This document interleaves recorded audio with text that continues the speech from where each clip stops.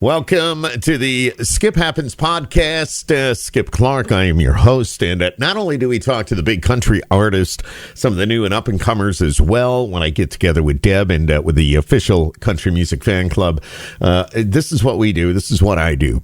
And we talk to all different talents, all different people, and it's all part of the Skip Happens podcast. So today, and this is really exciting, and joining me now via the wonders of today's technology, it's called the phone, we have Danny Fingeroth, who is the author of The Amazing Story of Stan Lee. And one of the reasons we're talking, I mean, there's a whole lot of reasons. Man, I'm so excited that he's with me on the phone, but one of the big reasons is to promote that book. If you read comic books and you see all those superheroes, but we have Danny, we have Spider-Man, so many others that you've helped create, and tell us a little bit about that, and then we'll go right into the book, The Amazing Story of Stan Lee. Sure. Well, I helped create many of the stories for the characters. You know, the main Marvel characters, where I worked at Marvel for about 20 years as a writer and executive editor. Those characters were created in the early 60s by Stan Lee and Jack Kirby, and Stan Lee and Steve Ditko, and a guy named Larry Lieber was involved in a lot of them. So those are the ones that everybody knows from the movies, of course, and the video games, the TV shows. So I ran the Spider-Man line editorially. I wrote a lot of Spider-Man and Iron Man and other comics. And, the book that just came out, the paperback version of my book, it's the formal title is A Marvelous Life, The Amazing Story of Stan Lee from St. Martin's Press. And it's really the most comprehensive biography of Stan and where he fits in popular culture and just in the bigger picture of history, and along with that, where he fits in sort of this group of Jewish American sons and daughters of immigrants who really were the creators of many of the most popular superheroes. It's amazing. Anybody that's read a comic book, and they play a big part in our lives, where we used to just we'd walk down to the corner store and we'd pick up a new comic book. And little did I know that every time I opened up that comic book that you were a part of that. And then when I was told I was going to talk to you, I'm like, are you kidding me? This is so very, very cool.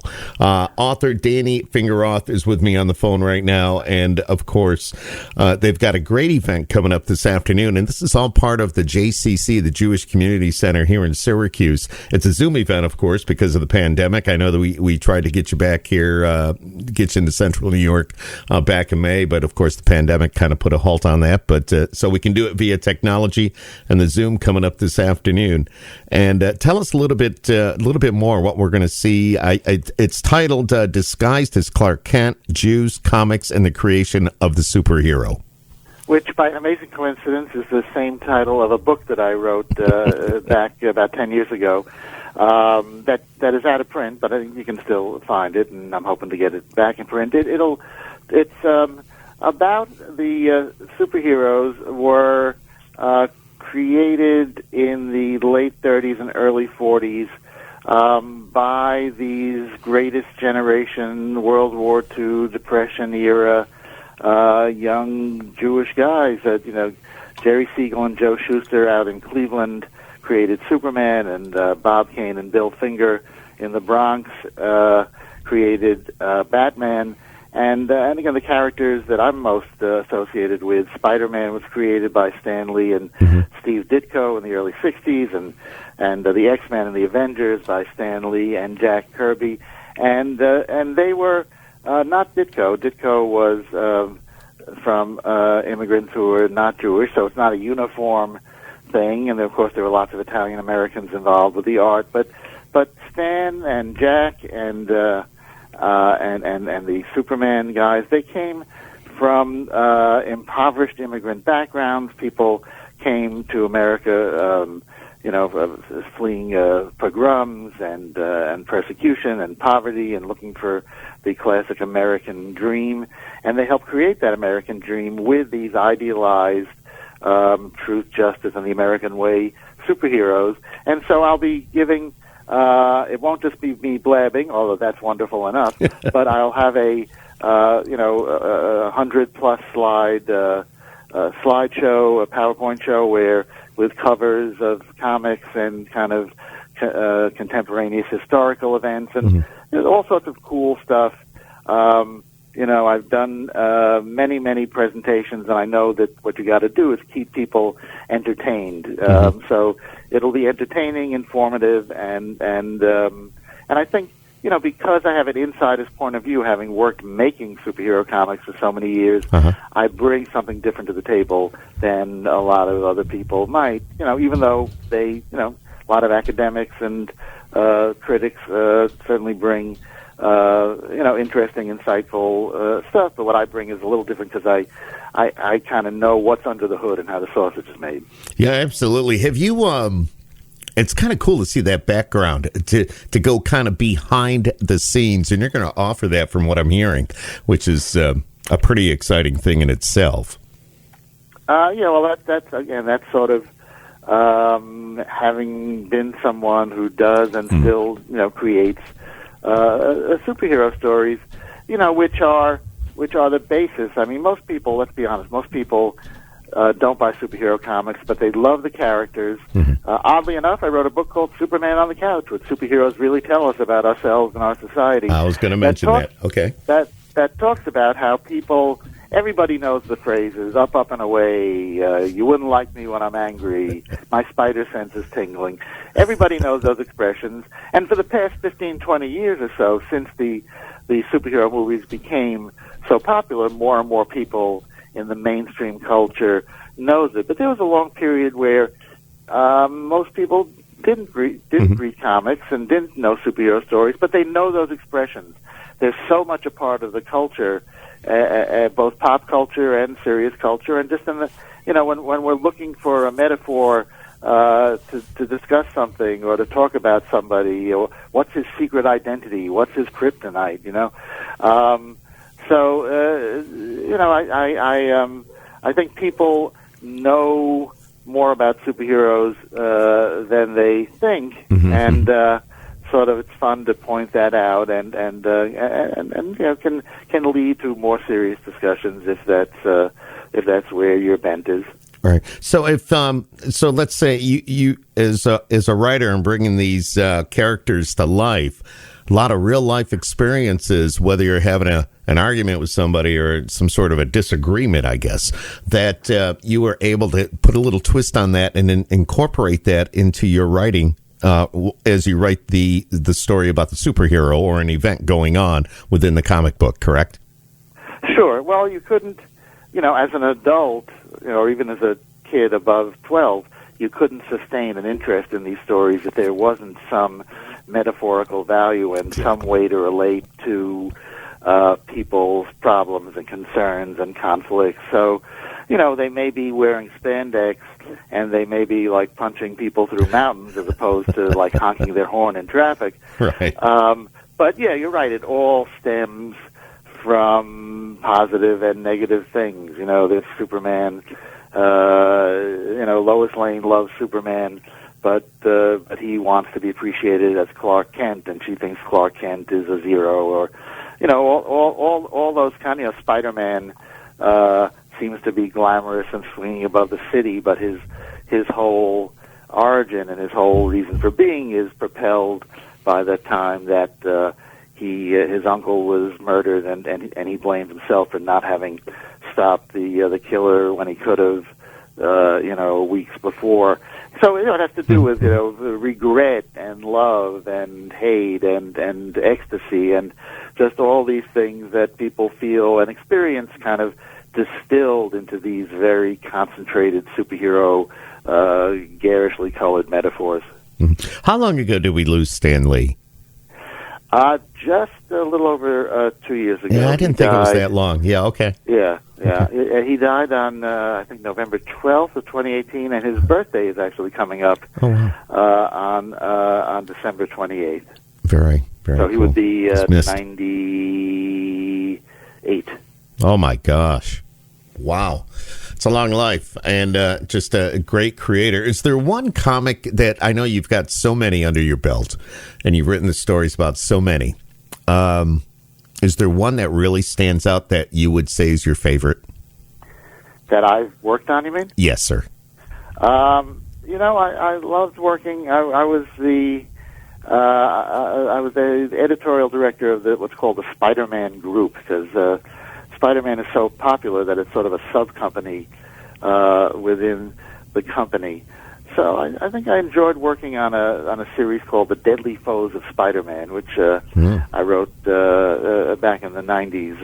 That was about Spider-Man as seen by his villains, and the series focused on the bad guy's point of view, and it sort of made for a little more kind of in-depth psychological examination of what makes the villains tick, and hence what makes the heroes tick. Plus there was lots of action and punching and hitting and, and web shooting. So it wasn't the textbook. Right. That's what I try to do with everything I write is give insight, but also remember that somebody is reading it as a story. So even if it's a biography of Stan or somebody, I try to make it a page turner. Exactly. So it's kind of a different twist on it all, which is great. And we're talking to Danny Fingeroth, who is he brought a lot of these superheroes to life, and it's a great event coming up this afternoon with the JCC. It's a Zoom event. Danny, have you done a lot of these Zoom events? Has this been like a new way of life for you right now? Yeah, I mean, it's been a new way of life for everybody. Mm-hmm. Yes, I've done many Zoom events, so it's, I come think about it sometimes, because if somebody just, opened the door and didn't know the context, they'd see me like ranting at my computer screen, just like a lunatic.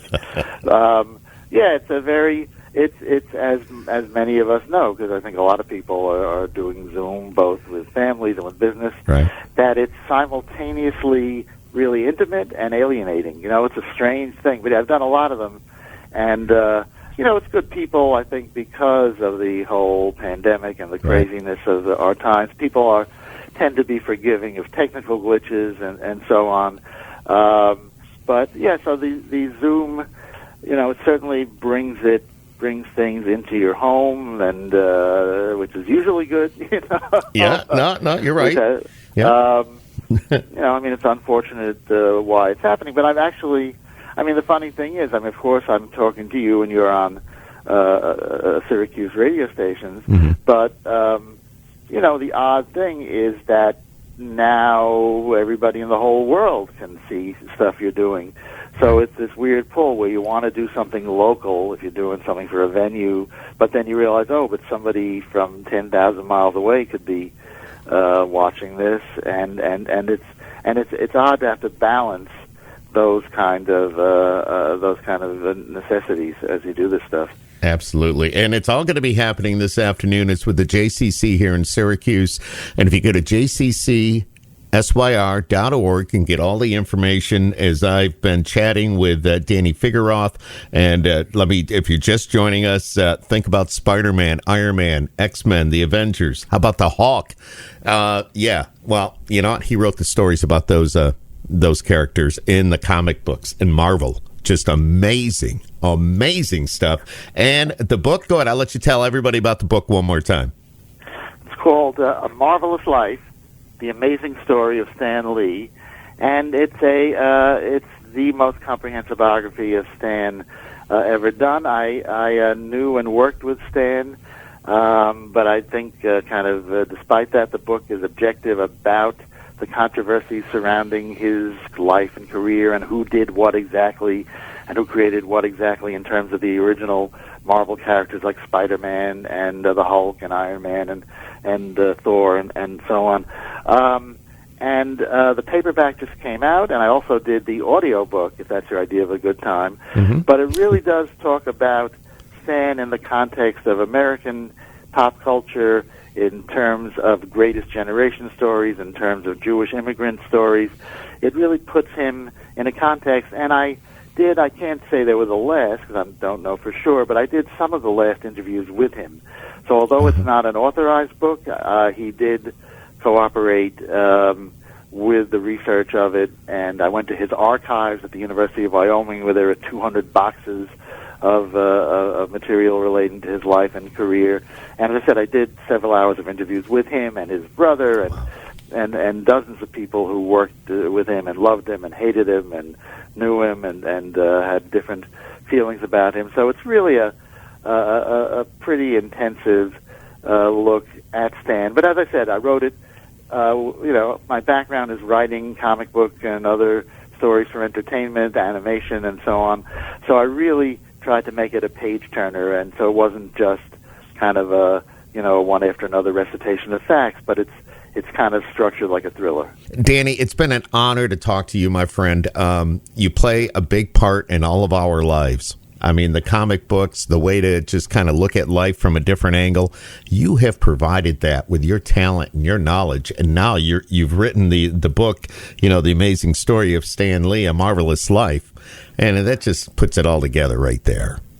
Well, I thank you. This was great fun, and your questions were great, and I really appreciate it. Danny, I cannot say this enough. Just a big thank you for joining me here today on the Skip Happens podcast.